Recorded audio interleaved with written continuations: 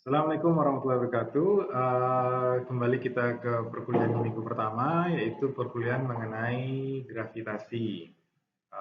Ini sebenarnya slide yang saya ambil dari Pak uh, Muhammad Septiandi atau Pak Andi yang sering kita sebut dari dosen geologi.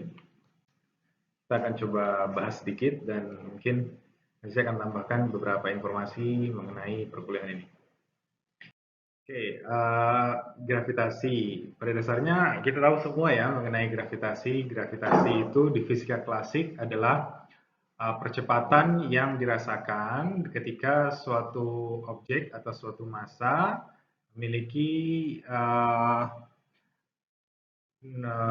kuantitas yang lebih besar dibandingkan massa lain. Jadi contohnya ketika manusia dengan bumi, manusia akan merasakan percepatan gravitasi menuju ke bumi dikarenakan massa dari bumi ini yang jauh lebih signifikan dibandingkan dengan manusia. Makanya semua benda yang ada di permukaan bumi merasakan percepatan yang sama, yaitu percepatan gravitasi bumi sebesar 9,8 meter per second kuadrat. Nah, nilai percepatan ini sebenarnya kalau diperhatikan lagi tidak merata di semua permukaan karena nanti akan kita bahas alasannya kenapa.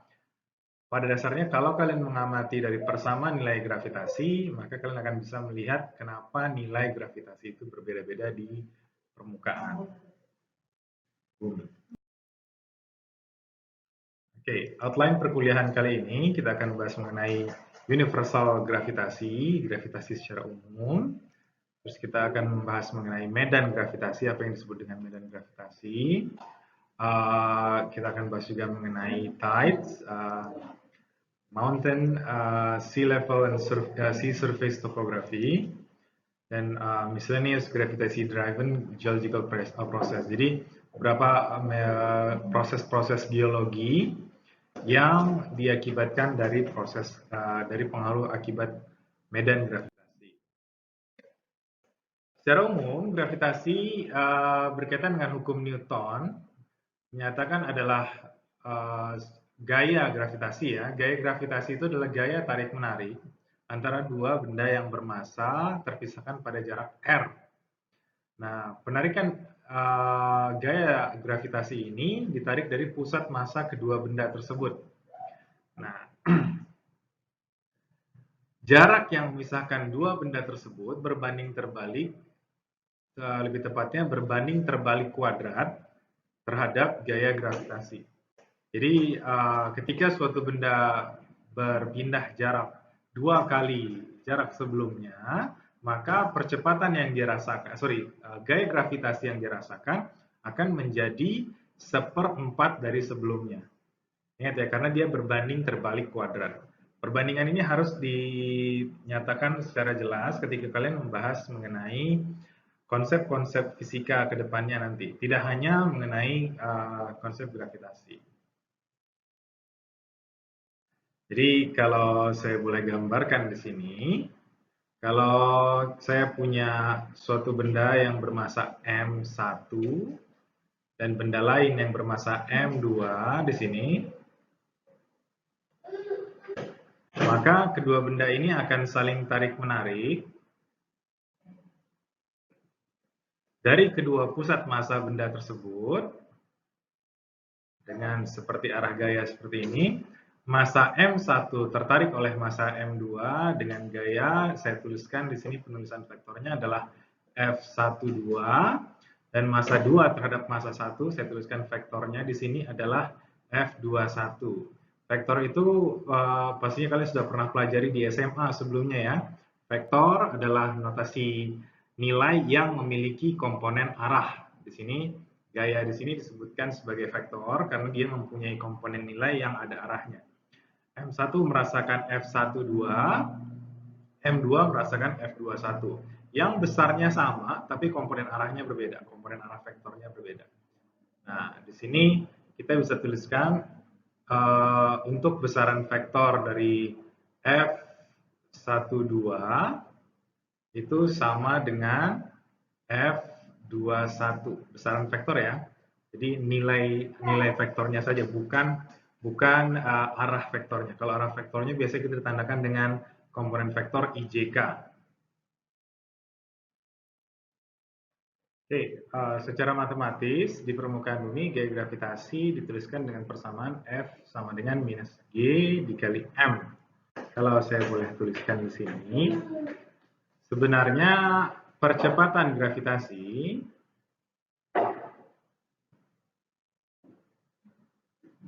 dituliskan dengan persamaan G M per R kuadrat. Dan gaya gravitasi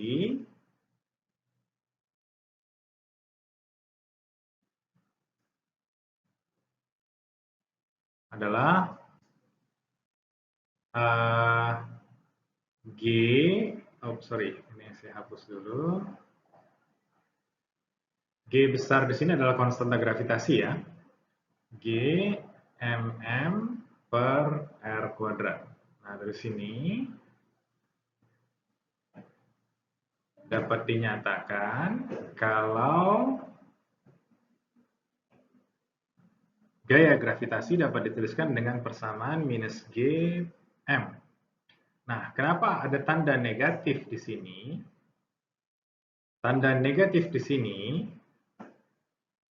sebenarnya secara fisis menyatakan kalau percepatan gravitasi itu di bidang kartesian, ketika kita bicara bidang kartesian, permukaan bumi sebagai titik nol kita, dan yang menuju ke atas dari permukaan bumi kita anggap sebagai Z positif, dan yang menuju ke bawah dari permukaan bumi kita anggap sebagai Z negatif. Nah, jadi tanda negatif di sini artinya di permukaan bumi kita menganggap kalau percepatan gravitasi itu arahnya ke bawah.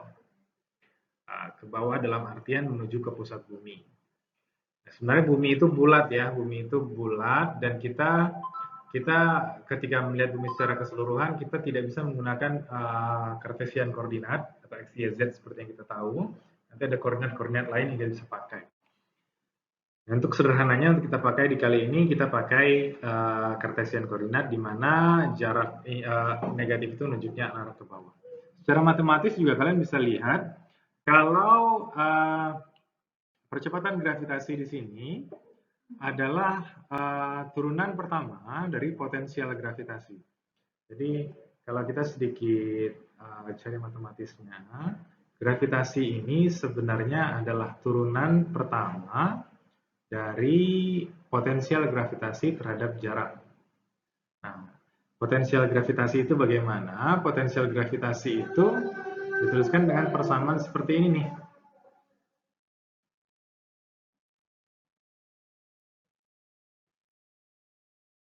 Nah, kita tahu ketika kita menurunkan terhadap suatu variabel tertentu, variabel di sini yang kita sebutkan adalah variabel jarak R.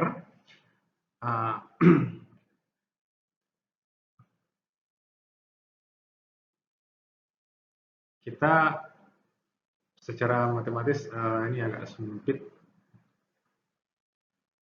Variabel atau konstanta lain yang tidak berhubungan dengan R kita bisa keluarkan.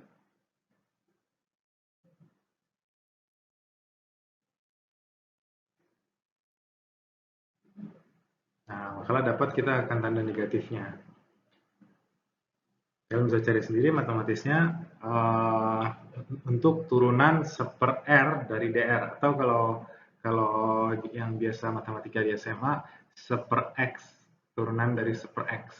Nah, maka akan mendapat nilai negatif di situ, tanda negatif secara matematis. Kalau secara fisisnya tadi yang sudah saya sebutkan, karena arah percepatan gravitasi di bidang permukaan bumi arahnya selalu menuju ke bawah, sumbu Z negatif, maka ditandai dengan tanda negatif.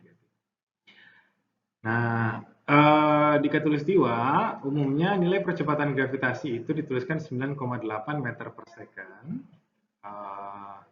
Tapi kenyataannya tidak konstan karena bumi sendiri yang kita nyatakan sebagai bentuk yang bulat memiliki bentuk yang tidak bulat secara seutuhnya. Karena di bagian Khatulistiwa terdapat apa namanya ya, flattening. Jadi di khatulistiwa kita akan merasakan lebih jauh jaraknya dari pusat bumi dibandingkan di kutub. Di kutub dia akan termampatkan akibat adanya pengaruh rotasi. Jadi kalau kita merotasi suatu benda, benda tersebut akan melonjong di sampingnya dan akan merapat di bagian sumbu rotasinya. Kita akan gambarkan dia di slide berikutnya. Jadi ini maksud yang saya sebutkan tadi, di mana bumi mengalami yang namanya flattening atau pemampatan ya sederhananya. Di sini kalau kita lihat, bagian kutub dari bumi itu mengalami pemampatan dan bagian khatulistiwa dari bumi itu mengalami bulging atau apa namanya, penumpukan. Nah, dari kondisi ini menyebabkan percepatan gravitasi di khatulistiwa dengan yang ada di kutub itu akan berbeda karena jarak jari-jari yang kita bicarakan di sini juga berbeda. Nah, kenapa kita bicarakan hal tersebut? Karena tiap dari posisi dari kutub sampai dari khatulistiwa sampai ke kutub ini disebut sebagai garis lintang. Di lintang keberapa itu akan memiliki jari-jari yang berbeda. Nah, koreksi lintang tersebut dari persamaan sebelumnya kalian bisa temukan berapa percepatan gravitasi sesungguhnya pada daerah tersebut. Nah, ini di luar pengaruh gravitasi yang dikerak ya, dan di luar pengaruh gravitasi akibat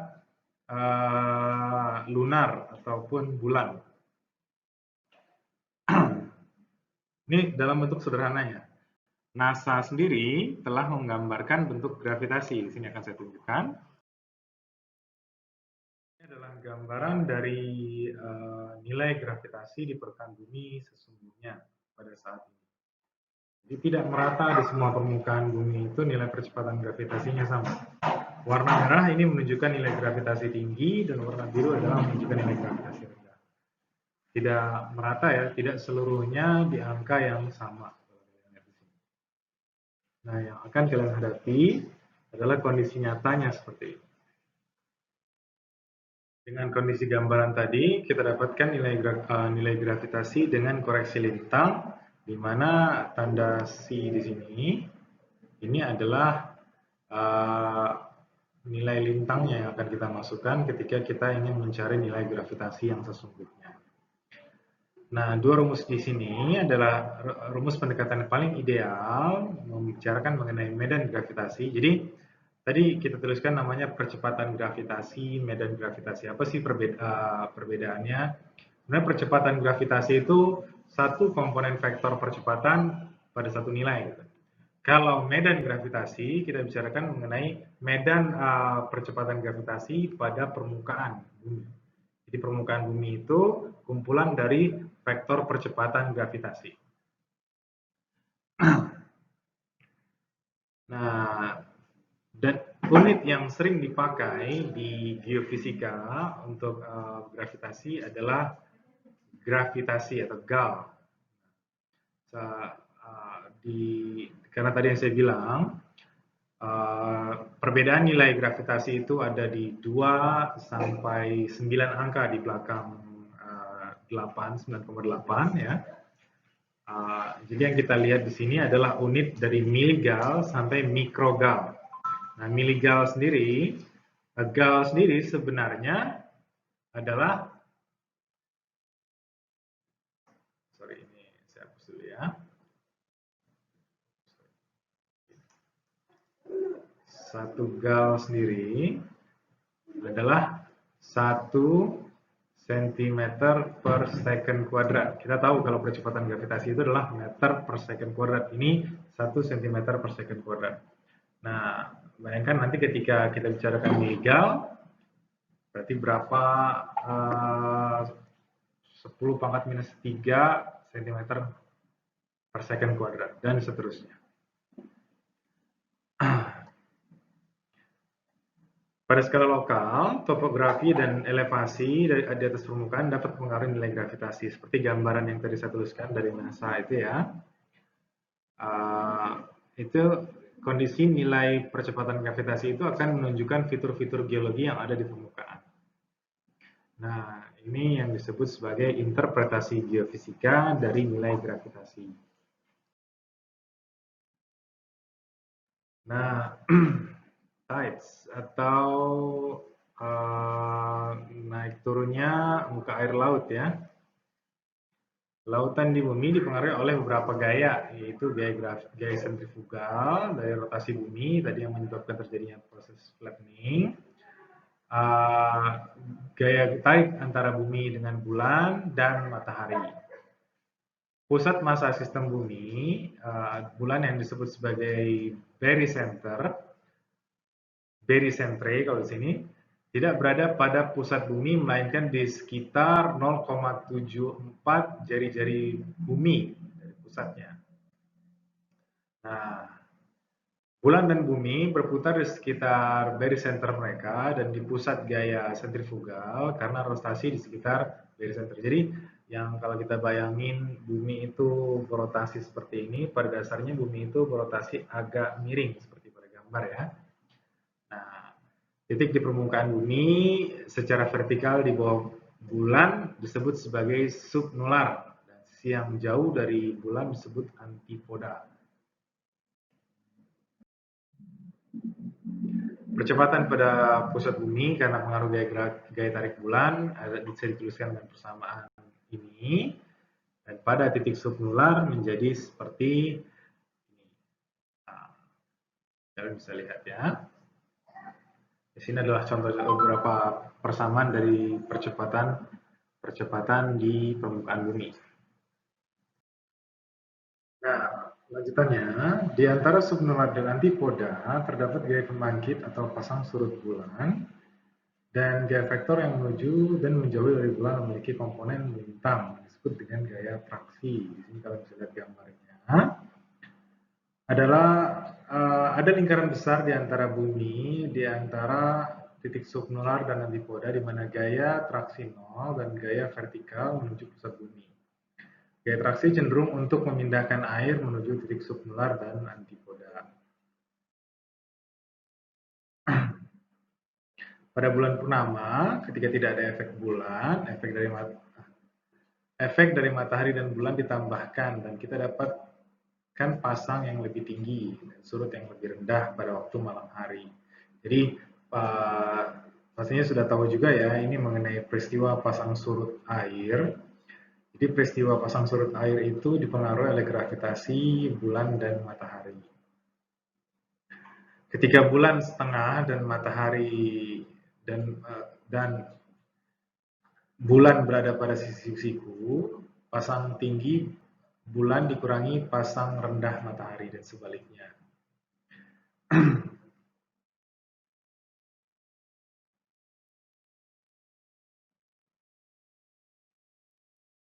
Nah, ini mengenai gunung pada tahun 1735 dilakukan pengukuran topografi dengan pegunungan Chimboras, Andes. Dan pada tahun 1855 di dekat pegunungan Himalaya memberikan hasil yang sama, yaitu menghasilkan nilai pengukuran gaya berat yang lebih kecil dari perhitungan. Masalah ini dikarenakan adanya perbedaan densitas. Jadi kalau kita coba jabarkan tadi persamaan gravitasi sendiri, sebenarnya ada pengaruh densitas di sini. Massa di sini terdiri dari densitas dikalikan volume, kan ya. Jadi pengaruh dari densitas itu mempengaruhi juga nilai gravitasi yang dirasakan. Lebih lengkapnya kalau kita turunkan dia dari persamaan potensial gravitasi.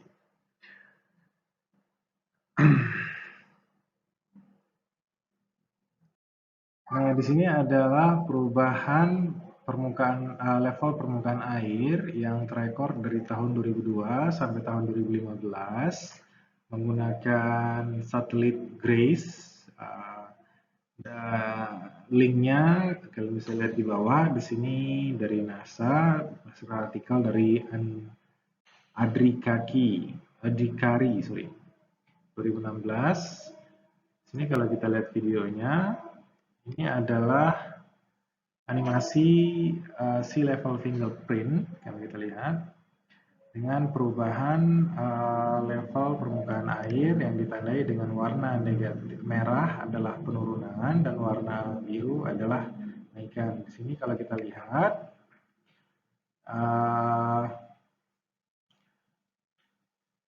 glacier yang mencair itu menyebabkan terjadinya penurunan muka air laut dikarenakan sebagian massa berubah dan atau berubah fasa menjadi cairan. Nah, contohnya di sini adalah permukaan air laut di sekitar Greenland. Greenland itu di dekat ujungnya ya. Udah keburu habis videonya.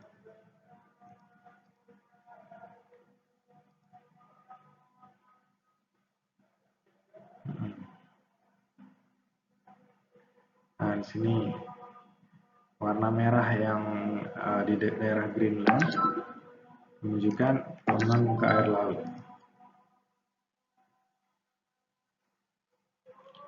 Dan warna biru adalah menunjukkan kondisi kenaikan permukaan air laut atau sea level rise.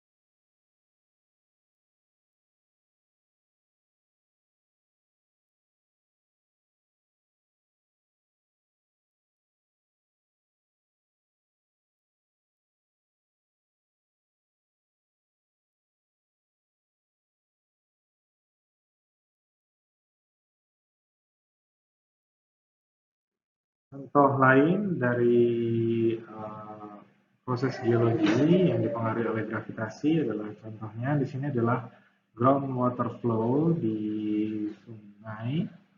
Jadi terjadinya pergerakan groundwater di sini akibat adanya air yang dari daratan. Kalau kalian lihat di sini ada batas water table yang masuk ke sungai. Sehingga terjadi posisi di mana groundwater table ini lebih tinggi dibandingkan dengan rivernya, menyebabkan air dari daratan di bagian bawahnya ya mengalir ke sungai. Contoh-contoh lainnya adalah seperti ini gambarannya. Itu adalah proses di mana seperti tadi juga groundwater river tadi, ini adalah kondisi water table yang lebih tinggi dibandingkan tempat sumur yang diletakkan. Ini kalau kita balik lagi ke hukum fisikanya, kita ingat ada yang namanya kesetimbangan tekanan, dan tekanan pada ketinggian yang sama haruslah sama. Jadi di sini tekanan di sini harus sama dengan tekanan yang di sini. Akibat daerah ini lebih rendah dibandingkan daerah lain, maka tekanan yang dirasakannya lebih besar. Untuk menyeimbangkan tekanan dari kedua titik tersebut, maka fluidanya itu mengalir ke atas. Itu teori-teori dasar mengenai gravitasi dalam geological process. Berikutnya kita akan ada presentasi dari kalian yang akan mempersiapkan materi-materinya dari topik-topik yang sudah saya sebutkan. Pembagian kelompoknya akan saya sebutkan di emas, dan silakan mempersiapkan presentasinya. Akhir kata, terima kasih. Assalamualaikum.